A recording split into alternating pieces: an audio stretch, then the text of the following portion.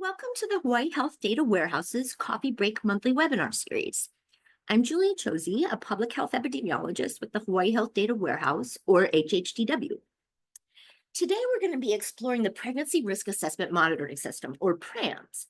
It's a population-based survey conducted by the Hawaii State Department of Health, Family Health Services Division, in collaboration with the Centers for Disease Control and Prevention. PRAMS was developed in 1987 and now collects data from 46 states, the District of Columbia, New York City, the Northern Mariana Islands, and Puerto Rico. In total, this encompasses about 81% of all live births in the U.S. The survey collects data on maternal attitudes and experiences before, during, and shortly after pregnancy. The overall goal is to improve health by impacting maternal and child health programs, policies, and maternal behaviors. Data collection procedures and instruments are standardized to allow comparison between states as well as to the nation. Women with a recent birth are selected for participation in PRAMS using the birth certificate. The survey follows a stratified systematic sample design, and women from some groups are sampled at a higher rate to ensure adequate data collection in smaller populations. The initial contact comes via the mail, and multiple mailings will be attempted. If there's no response, the woman will then be contacted and interviewed over the telephone. However, with the launch of Phase 9 in 2023, a new web-based version of the survey is also available. In Hawaii, about 1,300 resident women who've had a live birth complete the survey each year. The data is then weighted to represent all resident women with a recent birth in the state. Hawaii became an official PRAMS state in 2000, so we have data from 2000 to 2023, excluding 2017 and 2018 when PRAMS data collection operations were interrupted. Results are available at the state and county level. The questionnaire itself is made up of a core set of questions asked of all PRAMS participants, along with some validated state-added questions. The survey is revised regularly to update questions and add focus on relevant to emerging issues. Phase 8 was used from 2016 to 2022, and for 2023, a new version of the survey, Phase 9, was used. Though many of the topic areas remain the same, some questions were changed to better gather data on the intended measure. If the change is big enough, we cannot trend the data between Phase 8 and Phase 9, and a new indicator must be made. However, our policy at HHDW is to wait until we have at least 2 years of data to create a new indicator for the website. So because of this, there are not a lot of new PRAMS indicators this year, but do keep an eye out next year. And as always, in accordance with CDC data reporting standards, cells with denominators of less than 30 or estimates where the relative standard error is greater than 0.3 are suppressed. For more information about PRAMS in Hawaii, check out the PRAMS page on the Family Health Services Division website. We currently have 27 PRAMS indicators in Hawaii Health Matters and 169 in HHDW, which is quite a lot to explore. We're going to look at Hawaii Health Matters first. So the 27 indicators on this site can be viewed at the state and county level. As I mentioned, that's the smallest geography we can get with PRAMS due to sample size limitations. There's trend data available, as well as data broken out by selected subgroups. And for PRAMS, this includes mother's age, birth weight, gestation, percent of federal poverty level, mother's race ethnicity, and WIC benefits. I also wanted to show you that PRAMS plays an important role in our data trackers on Hawaii Health Matters. We can see here that PRAMS is used as a data source in 4 of our data trackers. Now in hhdw.org, the PRAMS indicators are organized into the 7 categories seen here. Several of these have subcategories that may be seen in multiple categories. For example, data on mother's health is given for the periods before, during, and shortly after pregnancy. There's also some information about the infant, as well as a new category added this year for disaster preparedness. On the PRAMS indicator selection page on HHDW, you'll find links to some very helpful resources. So first you see the overview, which provides a little information about the survey, and then you can see a link to the data release notes. These are updated every year to list the new indicators and any other issues that might have changed with the data. So it's always a good idea to take a look at those. Below that, we have some tools to help you search the data. These include content maps and indicator indices. If you want to learn more about these tools, there is a coffee break webinar about them on HHDW's YouTube page, or just click on them and have a look. So here's the content map. It shows all the PRAMS indicators on HHDW by category and subcategory. So it gives you just a single resource to see everything that's available on HHDW. And then we have the indicator index, which is very similar to the content map, except it's in an Excel spreadsheet. So you can use filter and sort options to help you look. It contains the same information as the content map, but gives you a little bit more. So it also offers you a more descriptive title, the wording of the survey question used for the estimate, the years when the indicator is available, and the variable type. So check out these resources, they're very helpful. During the demonstration, we'll look at building a custom PRAMS query on hhdw.org. And these are some of the dimensions available for filtering the data. So of course, you can look at either yes or no responses. You can choose one response for categorical indicators. All of the years of data are available. Again, the geographies are only state and county. And you can also filter by the mother's age and the infant's sex. But there's more. You can filter and display the data by a wide variety of demographic characteristics. So here's a list of those characteristics, and you can see it covers a lot of important options. Also, the yes and no indicators can be viewed by two dimensions at the same time. For example, you may want to look at mother's age and birth weight, and the custom query allows you to do just that. We'll take a look at that. As I mentioned previously, there are not a lot of new PRAMS indicators this year in HHDW since a new phase was launched in 2023. However, there is a set of questions asked in both Phase 8 and Phase 9 that we had not previously made indicators for. This is a series of 8 disaster preparedness questions. So with the help of our DOH maternal and child health experts, it was decided that we should go ahead and create these indicators, and we'll take a look at them on the live site.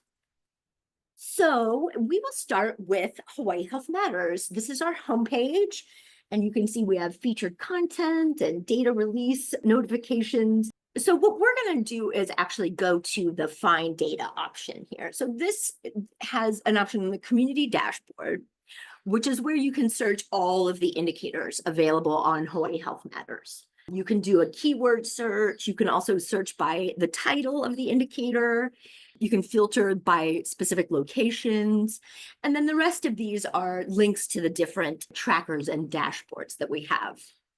I'm going to do an advanced search because I know that this will allow me to look at the data by source. So here in sources, I'm going to start typing. The pregnancy risk assessment monitoring system will come up.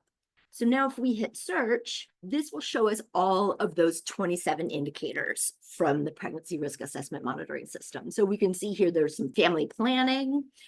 There's information about breastfeeding, postpartum care, prenatal care. There's also some substance use, including tobacco and alcohol. And then we also have a couple of mental health indicators. And then there's also a really nice oral health section in PRAMS. So this collects information about mothers' experiences with oral health. Let's take a look at one of these. I would like to look at mothers who ever breastfed. So this will show you a little bit more about what we're going to see. So again, you can filter by location, and you can also look at older data, but the default will show you the most recent data. So we see the definition. The indicator shows the percentage of mothers who ever breastfed or pumped breast milk to feed their newborn baby after delivery. Then we get a little information about why it's important. And then we get into the data. So we can see that 93.3% of mothers with a recent birth in Hawaii ever breastfed, which is great. You can see here the sources is PRAMS. For those of you who do like to use HHDW, if you click here, it will take you to that specific indicator on HHDW so that you can conduct queries of your own. But let's go back to Hawaii Health Matters. So here next to the estimate for the state, you'll see some values that provide a little bit of context for that data. So we can see that we are actually higher than the US value, which was 87.8%. The 93.3% estimate has not changed significantly from the prior value. It is trending down, but not statistically significantly. We can tell that because it's a white box, and we have not yet met the physical activity and nutrition plan target of 100%. Over here on the left is this legend. So this is where you can look, and this is where it shows you that these trend. When they're white, it means it's non-significant. When they're full, it means that they are. So if you ever have a question about anything you're seeing, this legend is always available over here on the left side. Okay, below that, we start to see the trend data. So this will show us the change of breastfeeding initiation over time. We can see that it looks like it's mostly been going up, but that trend is calculated on the last 4 data points. So if you look at that, there is a little bit of a decrease. And you can hover over the chart to get the actual data points and the confidence intervals. You can also download this chart or this data underneath, and there's a few options for the way that the chart is displayed. Okay, below the trend data is where we start to see the data broken out by different subgroups. So here we can see breastfeeding by age, by birth weight, by gestation, poverty level, and race ethnicity. And you can see that really overall, everybody has a pretty high percentage of initiating breastfeeding, which is great. You can see here that the system does do some basic statistics for you. When you see this green bar for our Japanese mothers, it means their rate of breastfeeding is actually significantly better than the state overall. And conversely, if you were to see a red bar, it would mean that it was significantly worse than the state overall. Okay, so below this is where you can see the data by county.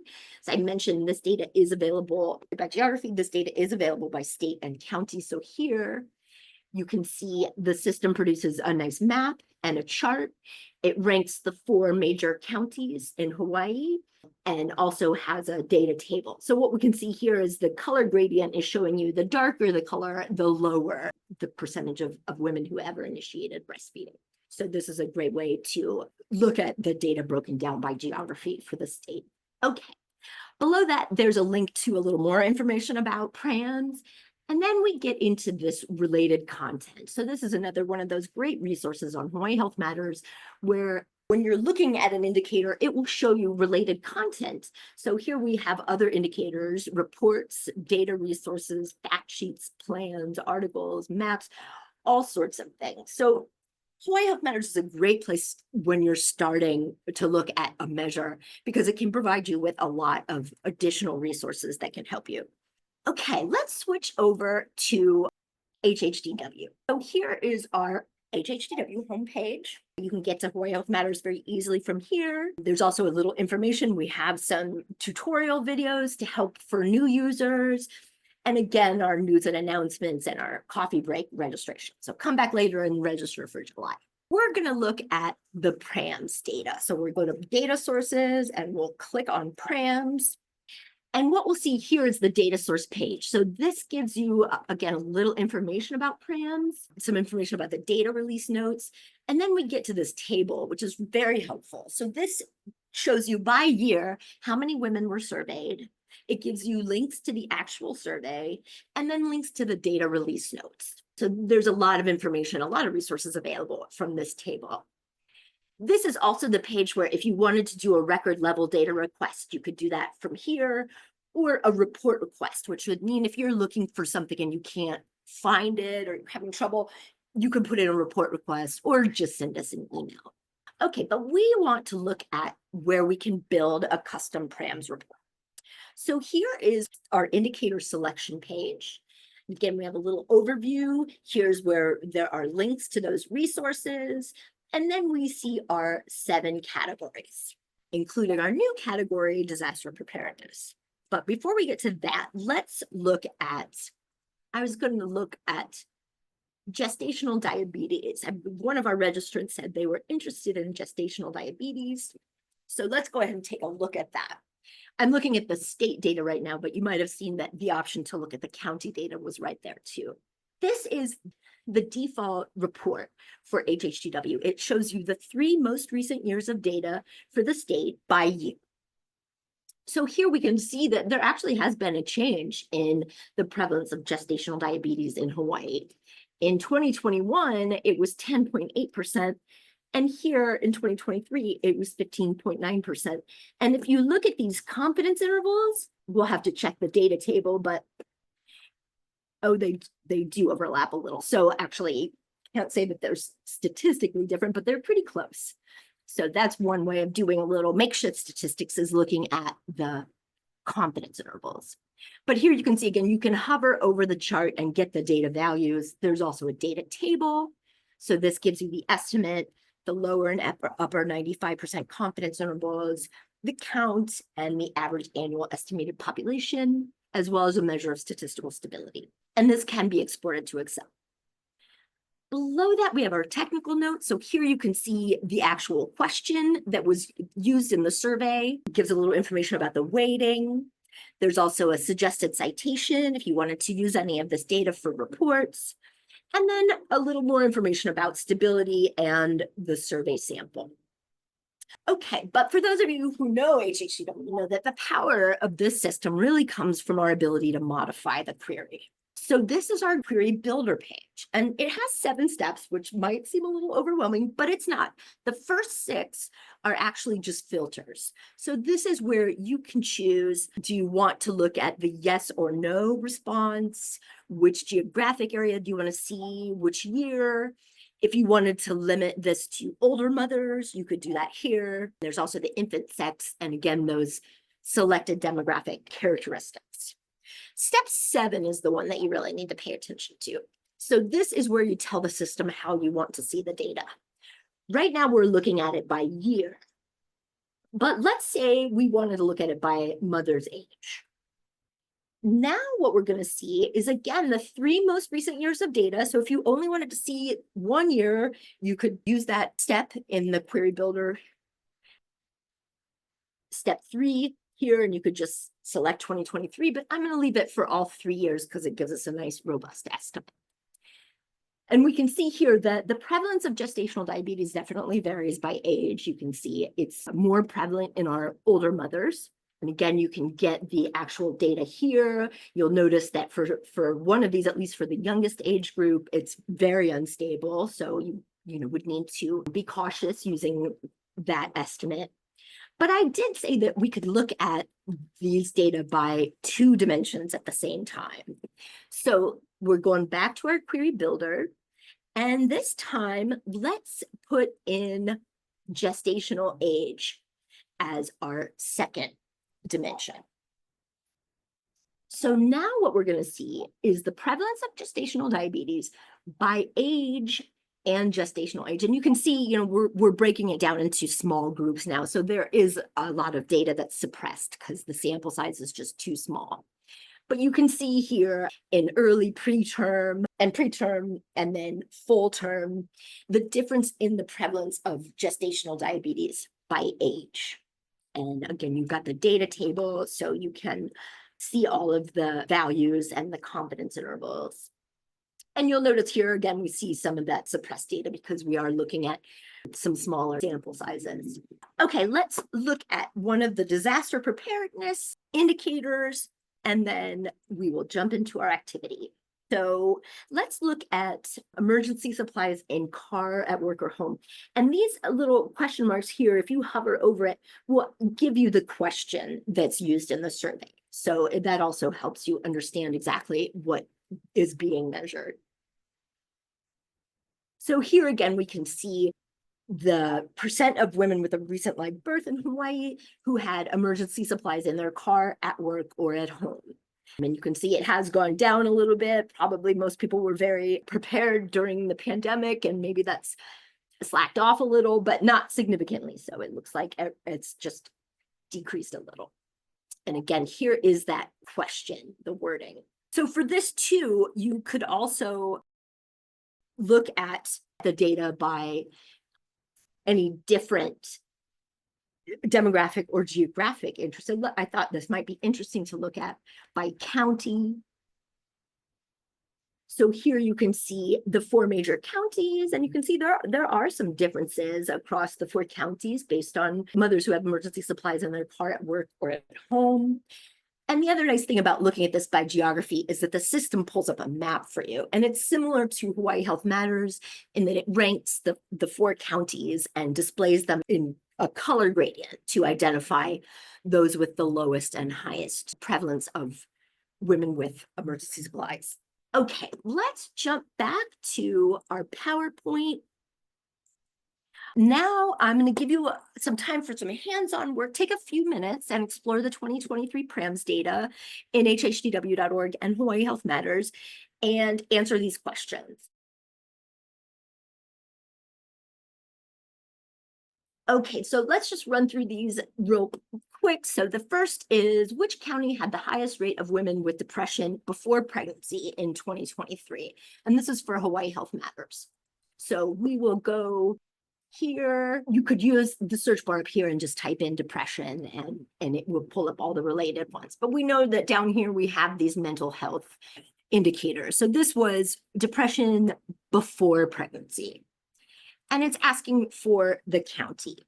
So what we'll do is we'll scroll down here to our geography and look at our data by counties, and we can see the county with the highest rate of women with depression before pregnancy was Kauai County. Okay, the next question is for HHDW, and it says from 2021 to 2023, were mothers on WIC more or less likely to have an emergency meeting place outside their home? So we'll go back to our indicator selection page. These are in our new disaster preparedness indicators. This is asking about having an emergency place outside the home, which is right here. So we will select that. And then it's asking about if there's a difference between this aspect of emergency preparedness based on women who had WIC during their pregnancy, which is the Women, Infants, and Children program. So you can see here that there is a difference. Actually, women with WIC were more likely to have an emergency place outside of their home than women without it.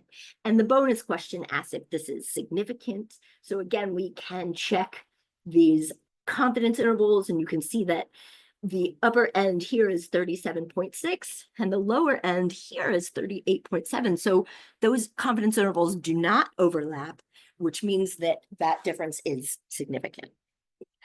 Okay, and then last we have in 2023, what was the most used form of insurance for women with a recent pregnancy? So we're going to do health insurance coverage. Here we're looking at the different types of health insurance.